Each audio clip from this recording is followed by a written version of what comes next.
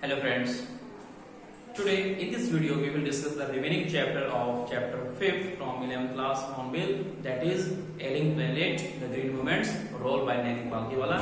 We are studying at the page number 45, second paragraph. It has been well said that the forest precedes mankind, deserts follow. तो सही कहा गया है कि जो फॉरेस्ट है precede mankind and desert follow. तो जहां कहीं भी ह्यूमन जाता है वहां आगे अगर फॉरेस्ट है नो प्रॉब्लम, लेकिन जैसे वो फॉरेस्ट से भी गुजरता है तो you will find only desert. तो डेजर्ट ही बच जाता है ह्यूमन बीइंग के निकल जाने के बाद में। ये ह्यूमन की डिस्ट्रक्टिव क्वालिटी है कि जितना वो एग्जॉशन करता है, चीजों का डिस्ट्रक्शन करता है या कंज्यूम कर लेता है, तो डेजर्ट ही फॉलो करता है। The words ancient patrimony of tropical forest is now eroding at the rate of 40 to 50 million acre a year। और ऐसा माना जाता है कि जो हमारी एंशियंट पैट्रिमनी है, जो हमें फोरफादर से मिली है, ट्रॉपिकल फॉरेस्ट की पैट्रिमनी की बात करें, ट्रॉपिकल फॉरेस्ट वो इरोड कर रहे हैं, रिड्यूस हो रहे हैं eight the rate of 40 to 50 million एकड़ ए ईयर। हर एक साल 40 से 50 मिलियन एकड़ तक रिड्यूस हो रहा है। And the growing use of dump for burning depletes the soil of an important natural fertilizers। और जो डंग जैसे एनिमल डंग है, एनिमल वेस्ट है, उसको as a mean of firewood के रिप्लेसमेंट के रूप में इसको यूज करते हैं। और इससे जो अर्थ है उसको एक इंपॉर्टेंट मैन्यूर के रूप में काम किया करते हैं। ये जो डंग होता है वो मैन्यूर में काम किया जाता है। और अगर इसको हम जलाने के बर्निंग के लिए यूज कर लेते हैं तो एक जो इंपॉर्टेंट एस्पेक्ट है आपके लिए मैन्यूर का, वो लॉस हो जाता है, डिप्रीज हो जाती है, अर्थ वंचित रह जाती है इससे। The world bank estimate that a five-fold increase in the rate of forest planting is needed to cope with the expected fuel wood demand in the year 2000। World bank का एस्टिमेट है कि हमें 5-fold इंक्रीज चाहिए forest planting में, 5 गुना forest planting करनी पड़ेगी ताकि हम जो एक्सपेक्टेड डिमांड है उसको कोप अप कर सकें, उसको मीट कर सकें। और ये एस्टिमेट है 2000 का। अब 2020 की बात कर रहे हैं। James Speed, the president of the World Resources Institute, said the other day, "We are saying that we are losing the forest at an acre a second." तो बताइए कि हम तो ये बात कर रहे हैं कि हम हर एक सेकेंड 1 एकड़ फॉरेस्ट को रिड्यूस कर रहे हैं, लॉस कर रहे हैं, but it is much closer to an acre and half to a second. लेकिन ये एकड़ एंड ए हाफ, 1.5 एकड़ की हम बात कर लेंगे, हर एक सेकंड में हम लॉस कर रहे हैं। Article 48A of the Constitution of India provides that the state shall endeavor to protect and improve the environment and to safeguard the forest and wildlife of the country। Article 48 के according जो constitution दिया हुआ है, ऐसा लिखा गया है कि जो स्टेट है, जो कंट्री है, जो स्टेट्स हैं, वो इंडिवर करेंगे, बेस्ट एफर्ट्स लगाएंगे ताकि जो फॉरेस्ट है उसकी और उसकी जो वाइल्ड लाइफ है उसको प्रोटेक्ट कर सके, प्रिजर्व कर सके, सेफगार्ड कर सके। But what cause endless anguish is the fact that laws are never respected nor enforced in India. लेकिन ये कॉज ऑफ एंग्विश है, एक पेनफुल थिंग हमारे लिए, एक दुख का कारण है कि जो लॉज है वो राइटली इंप्लीमेंट या इन्फोर्स नहीं हो पाते, लागू नहीं हो पाते। For instance the constitution says that casteism, untouchability and bonded labour shall be abolish. कि एक रूल है कि जो तीनों चीजें हैं, कास्टिज्म, अनटचेबिलिटी और जो बॉन्डेड लेबर है, बंधुआ मजदूरी है, वो अबॉलिश होनी चाहिए थी, इरेडिकेट होनी चाहिए थी। But they flourish seamlessly even after 4 years of the operation of the constitution. हालांकि ये अब 70 years का हो चुका है, ये पुराना चैप्टर है इसलिए हम एग्जैक्ट डाटा नहीं दे पा रहे, अदरवाइज 70 years का ये कॉन्स्टिट्यूशन हो चुका है हमारा। तो ये शेमलेसली फ्लोरिश हो रहा है, प्रोग्रेस कर रहा है, बढ़ रही है चीजें, कास्टिज्म बढ़ रही है, अनटचेबिलिटी बढ़ रही है, बॉन्डेड लेबर बढ़ रही है कहीं ना कहीं। A recent report of our Parliament's Estimates Committee has highlighted the near catastrophic depletion of India's forest over the last 4 decades। Parliament committee ने एस्टिमेट लगाया, एक बिल्कुल एक एग्जैक्ट डेटा दिया है हमें, और ये हाईलाइट किया है कि इंडिया में फॉरेस्ट डिप्लीशन ऑलमोस्ट कैटास्ट्रोफिक है, extremely at the point of death कह लीजिए, जैसे डेथ किसकी एग्जिस्टेंस खत्म कर देती है, उस तरह से जो हम यूज कर रहे हैं फॉरेस्ट को वो एक न एक दिन एक्सटिंक्ट हो जाएगा, बिल्कुल वैनिश हो जाएगा। तो डिप्लीशन उसका हो रहा है वो catastrophic at the death level की हम बात करेंगे। ड्यूरिंग लास्ट 4 डेकेड्स, पिछले 4 दशक से। Decade is a period of 10 years, 10 साल के एक पीरियड को हम डेकेड्स या दशक कहते हैं। India according to reliable data is losing its forest at the rate of 3.7 million acres a year. और इंडिया में ऐसा एस्टिमेट है डेटा के अकॉर्डिंग कि 3.7 million acre हर साल हम लॉस कर रहे हैं।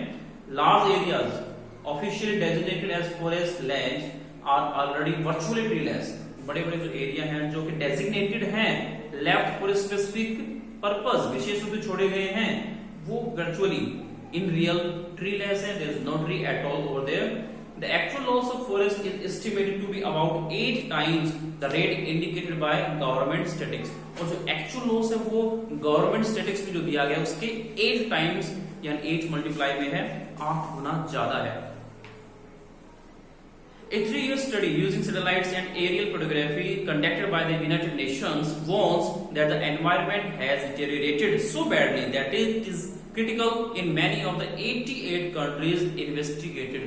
तो सैटेलाइट के थ्रू और एरियल फोटोग्राफी के थ्रू 88 कंट्रीज में एक ऐसा ऑपरेशन किया गया है, एक प्रकार से सर्च किया गया है, एक फोटोग्राफी कंडक्ट की गई है और ये एक कम आउट हुआ, उसका एक हाईलाइट हुई ये बात कि उन सभी 88 कंट्रीज के अंदर जो एनवायरमेंटल कंडीशन है वो डिटीरियोरेट हो रहा है और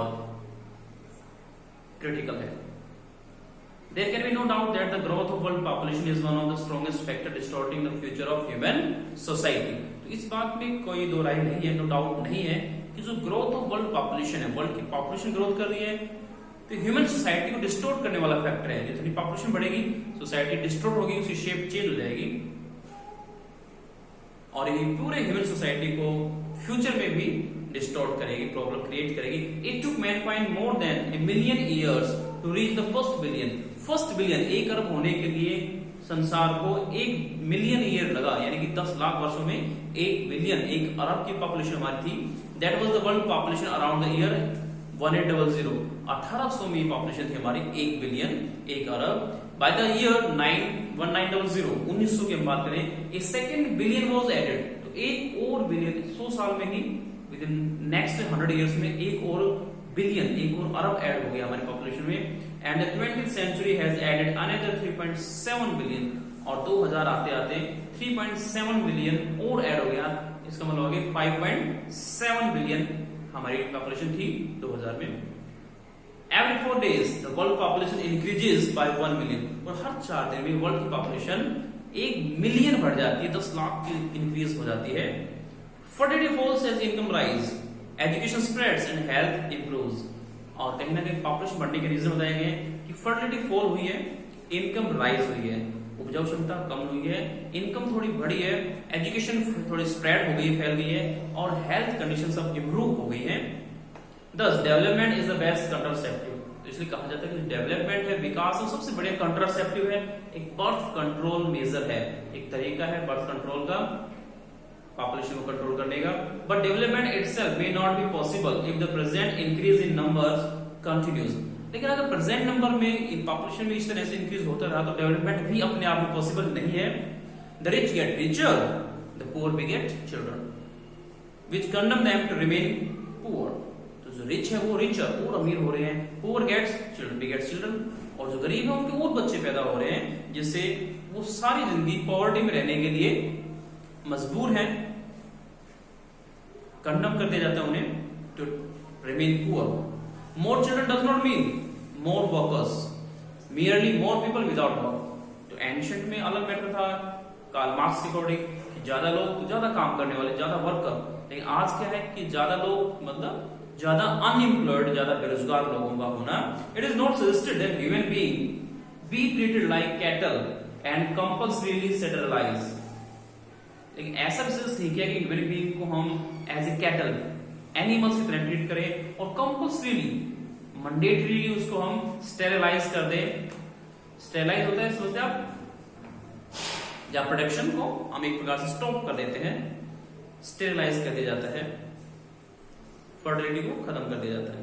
but there is no alternative to voluntary family planning without introducing an element of coercion. अब क्योंकि बिना कॉर्सन का एलिमेंट, एक प्रकार से कंपल्सन का एलिमेंट जब तक हम ऐड नहीं करेंगे तो कोई ऐसी चॉइस हमारे पास नहीं है कि हम फैमिली प्लानिंग को इंक्रीज कर सकें। कोई अल्टरनेटिव ऐसा नहीं, कोई विकल्प, कोई चॉइस हमारे पास ऐसी नहीं है। The choice is really between control of population and perpetuation of the choice is really between control of population and perpetuation of poverty. यहाँ हमारे पास दो ऑप्शन है, दो चॉइस है, या तो हम बर्थ कंट्रोल ऑफ पॉपुलेशन की बात करेंगे या फिर परपेचुएशन ऑफ पॉवर्टी। जो पॉवर्टी उसको हम सस्टेन करेंगे, बनाए रखेंगे। तो यहाँ पर चॉइस बहुत सिंपल सी है कि birth control of population, birth control करें हम लोग, या फिर गरीब बने रहे, परपेचुएशन को बनाए, सस्टेन करें, उसके प्रकार से गरीबी को बनाए रखें। The population of India is estimated to be 920 million की हम बात कर रहे हैं, 920 मिलियन टुडे, जब चैप्टर रिटन हुआ होगा। More than the entire population of Africa and South America put together. और ये अफ्रीका और साउथ अमेरिका तो कंटिनेंट की पॉपुलेशन मिलाकर के बराबर बनता है। No one familiar with the conditions in India would doubt that the hope of the people would die in their hungry hutments unless population control is given topmost priority। और इस condition से बहुत से लोग फैमिलियर भी नहीं है, उन्हें इसके बारे में पता तक नहीं है कि अगर पॉपुलेशन कंट्रोल को टॉप मोस्ट प्रायोरिटी, सबसे ज्यादा प्रायोरिटी नहीं दी गई, प्राथमिकता नहीं दी गई, टॉप मोस्ट नहीं रखा गया इसको, तो बहुत सारे लोगों की जो होप है, जो उम्मीदें हैं, जो एक्सपेक्टेशंस हैं, उनके हटमेंट्स में, हंगरी हटमेंट्स में, यानी कि they will die with hunger, starvation हो जाएगा, भूखमरी हो जाएगी।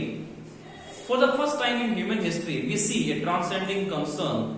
और पहली बार इतिहास में हम देख रहे हैं कि जो एक कंसर्न हो रही है वो ट्रांसेंडिंग है, इंक्रीजिंग, एक्सेलिंग, आगे बढ़ रही है, एडवांसिंग हो रही है।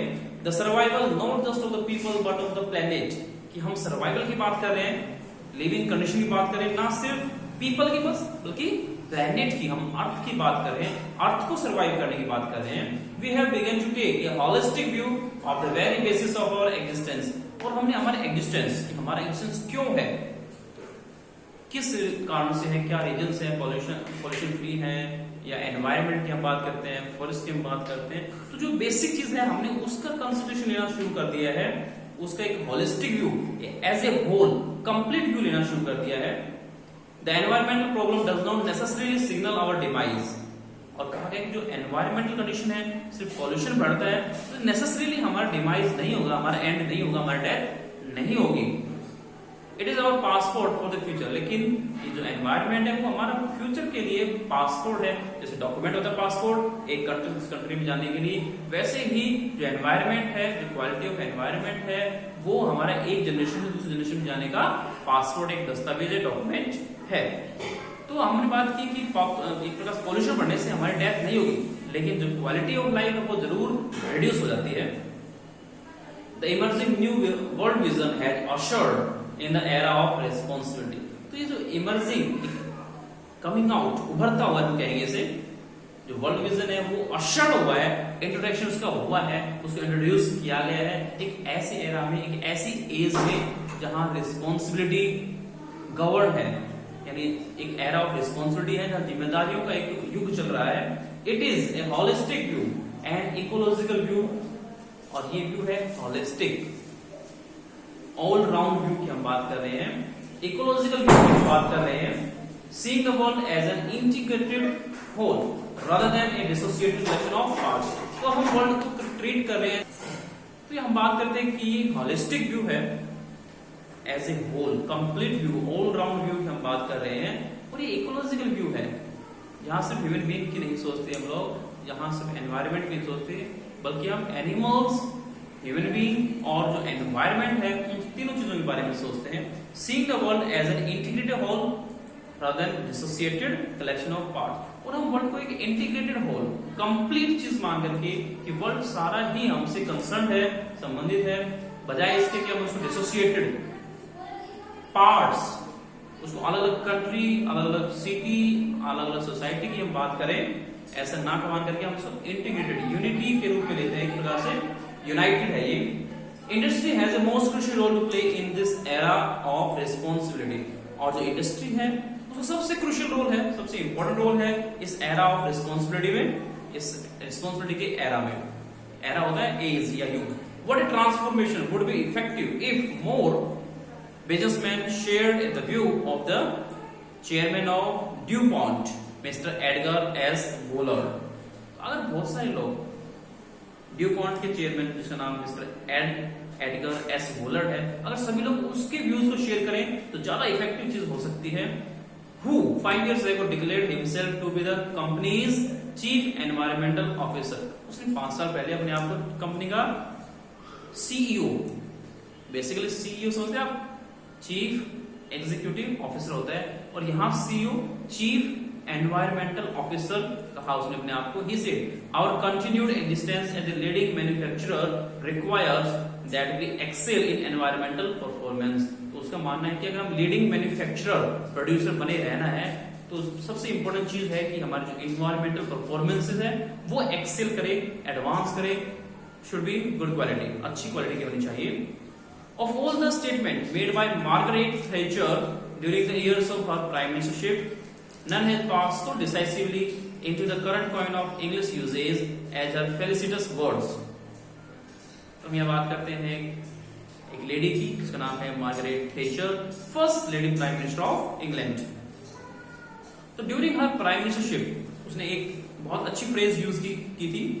आज तक इतने अच्छे वर्ड्स में किसी ने भी इंग्लिश का यूज नहीं किया है, इंग्लिश यूजेस को प्रोड्यूस नहीं किया है जितना कि उसके फेलिसिटस ऑनरेबल वर्ड्स थे। फेलिसिटस वर्ड्स, बड़े फेलिसिटस ऑनरेबल रिस्पेक्टेड वर्ड्स में उसने इंग्लिश वर्ड्स का यूज किया यहाँ पे, और एक फ्रेज दी, no generation has a free hold on this earth, all we have is a life tenancy with a full repairing lease.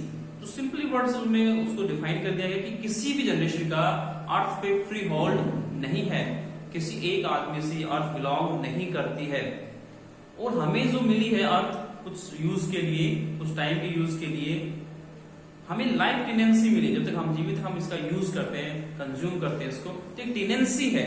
जैसे काश्तकार होते हैं, पीजेंट्स होते हैं, किसी के लैंड पे कल्टीवेशन करने के लिए उन्हें रेंट देते हैं, तो उस तरह से टेनेंट कहलाते हैं वो लोग, काश्तकार कहलाते हैं। फसल का एक पार्ट वो डोनेट करते हैं ऑनर को।